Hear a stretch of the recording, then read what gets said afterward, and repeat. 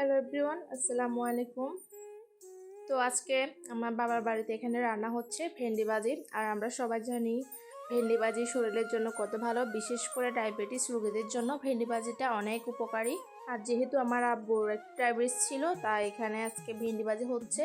তারপর এখানে বাচ্চাদের জন্য এখানে রুই মাছ, যেহেতু এখানে বাচ্চা আছে টোটাল 3 জন, তাই এখানে 3 পিস মাছ রান্না করতেছে। আর আলু দিয়ে রান্না হবে আর কি। এই যে এখানে রান্নাগুলা কষাইতেছি ভালো করে। আর সবাই আমার আব্বুর জন্য দোয়া করবেন। গতকালকে আমার আব্বুকে পার্ক বিউতে ভর্তি করা আছে, আর আজকে রিলিজ দিয়ে দিছে, আজকে চলে আসতেছে। সবাই দোয়া করবেন। মোটামুটি এখন আগের থেকে একটু ভালো আছে। তারপর এখানে আমি আলু দেওয়ার পর আরও কিছুক্ষণ কষিয়ে নিব। যদিও মশলাটা আমি ভালো করে কষাইছি, কিন্তু আবারও আলু দিয়ে আরও কিছুক্ষণ কষাতে হবে। আপনি রান্না যত কষাবেন তত মজাই হবে। তারপর এখানে আরও আমার আব্বুর জন্য এখানে একটা সাগরে মাছ রান্না করতেছে। বাটা মাছ নাকি কি আমি শিওর জানি না। এখানে টমেটো দিয়ে রান্না হচ্ছে আর কি।